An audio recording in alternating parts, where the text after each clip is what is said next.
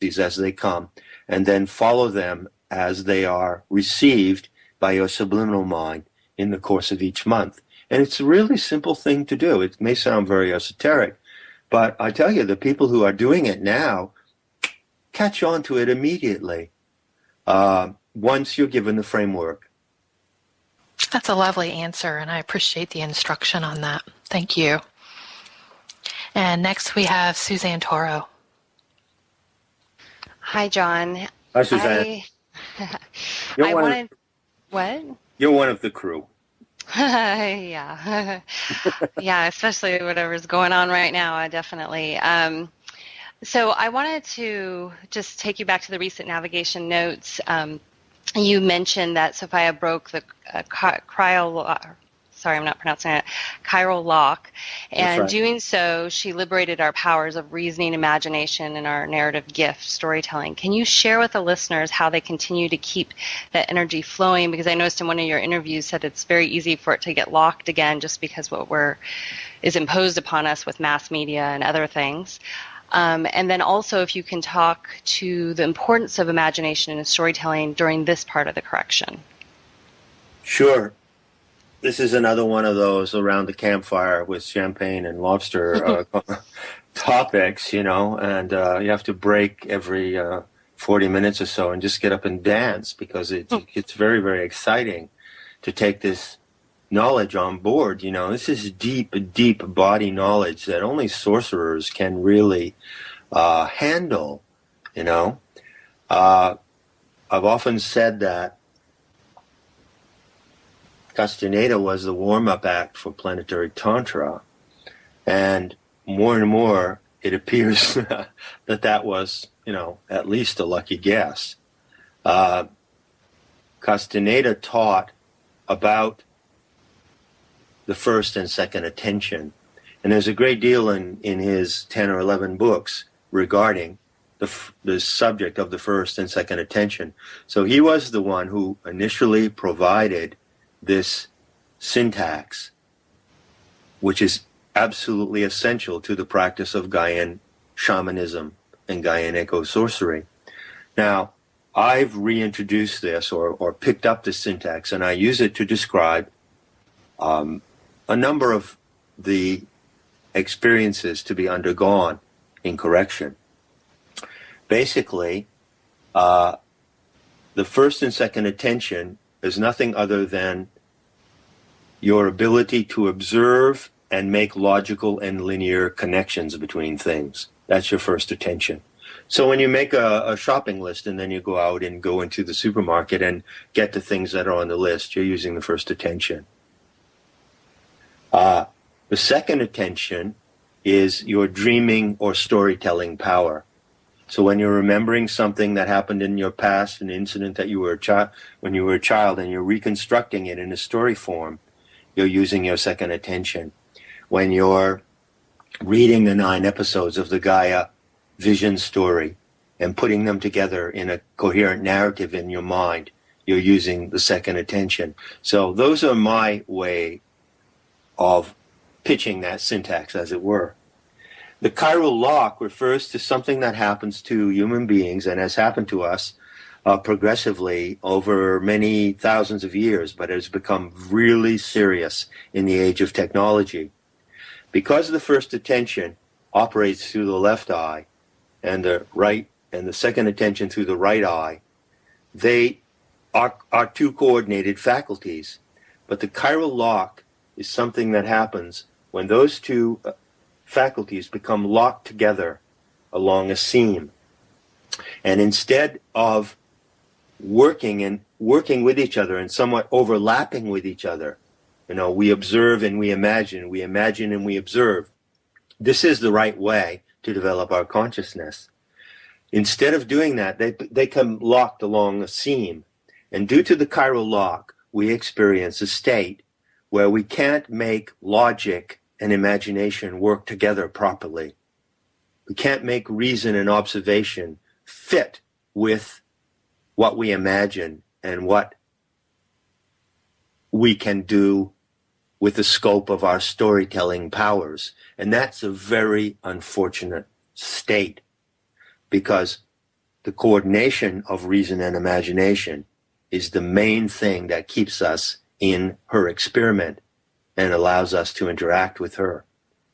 Now, these two faculties get locked together, so they get locked on a seam so that they can't operate together due to a number of things. It's a very long story, but to cut to the chase, don't look at anything that flickers like a television screen. It's not even the content of what's on the television screen that causes the chiral lock. It's the flickering. Any kind of flickering will do it. When people look, for instance, at, we become habituated now with MTV to look at these video clips, these MTV clips, and you'll notice that if you see a clip by someone like, whomever, by some Jennifer Lopez or someone like that, you'll see that you can't really tell if she's dancing or not, because you're only getting shots of a second or less at a time.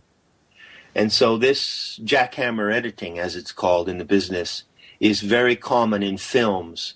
If you look at a James Bond film, it's almost, of 2007, it's almost totally jackhammer editing. If you go back and you look at a Bogart and Bacall film, they're very, very long scenes. So these are examples of things. Advertising, which hits us very rapidly. All this causes the two fields to freeze together on a seam. And at a certain point, we become absolutely incapable of using these two faculties as we were intended to do. So this business of the chiral lock, as I'm giving it to you here, is really kind of shop talk among Gaian sorcerers and among people in the post-Castaneda universe of Gaian Tantra. Something really essential to understand, something that might seem a bit daunting at first. I don't know how I'm coming across here, but it's not really that difficult when you lay out the syntax, but absolutely essential for understanding how we can proceed with interactivity with Gaia. She depends on us essentially for two faculties: the ability to observe and reason carefully, and the ability to use our imagination, and then to combine those two things. And as we move into correction, it becomes possible to achieve fantastic levels of knowledge and heightened awareness with the coordination of those two attentions, the first and second attention.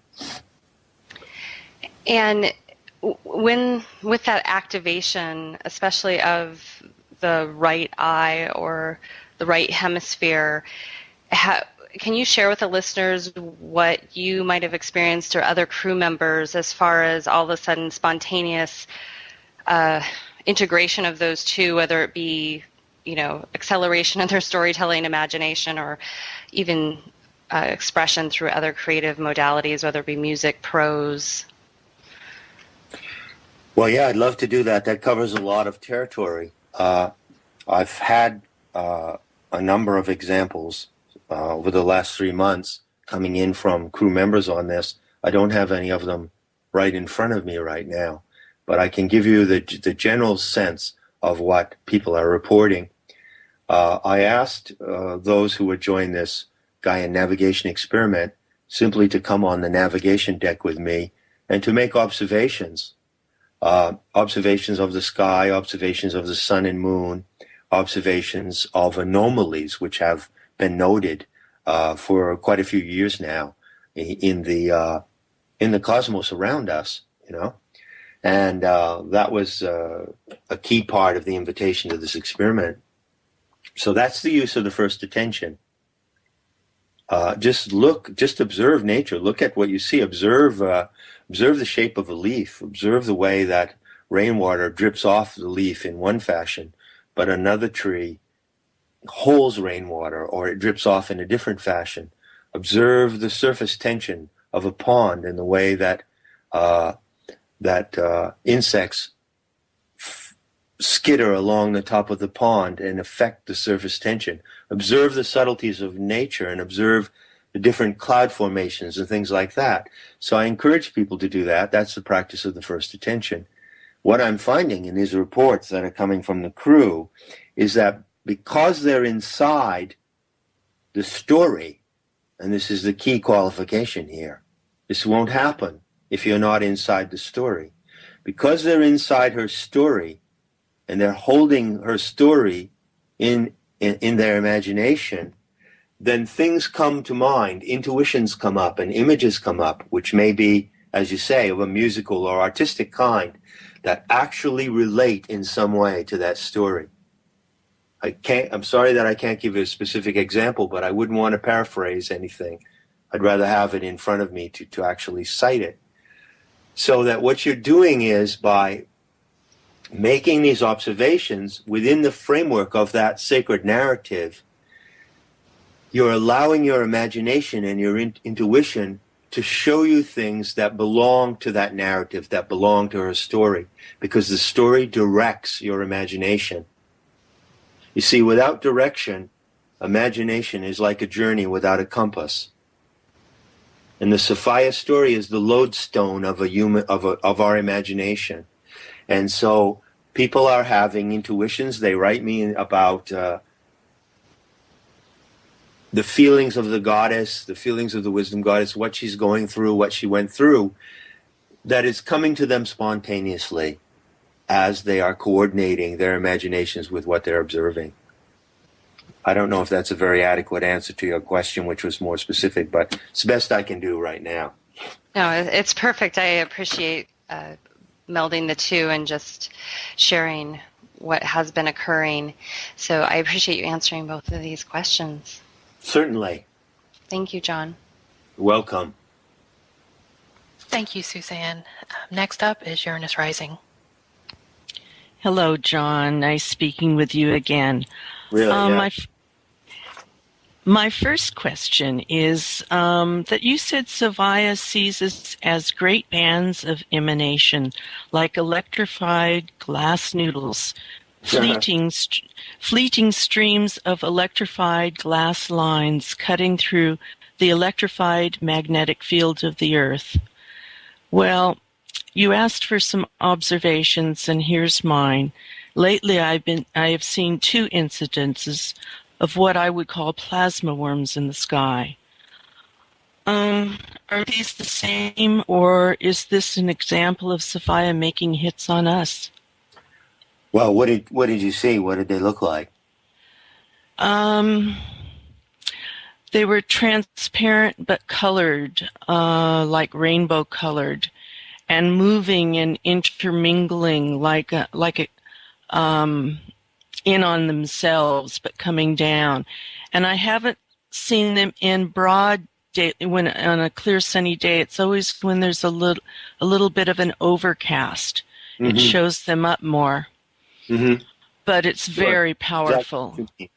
Yes, I know exactly what you mean, and I've observed them myself, and my friend Kundries also observes them very often, and has been for quite a while. I'm of the opinion that these are what are known as Birkeland currents, which are excitations in the plasmatic body of the atmosphere. They're plasmatic currents, indeed. So calling them plasma worms or plasma rainbow serpents would be absolutely appropriate. You see? And this is what I would say about that phenomenon. First of all, it's becoming visible because the electromagnetic body of the Earth is being excited now as Sophia wakes into her lucid dreaming. The whole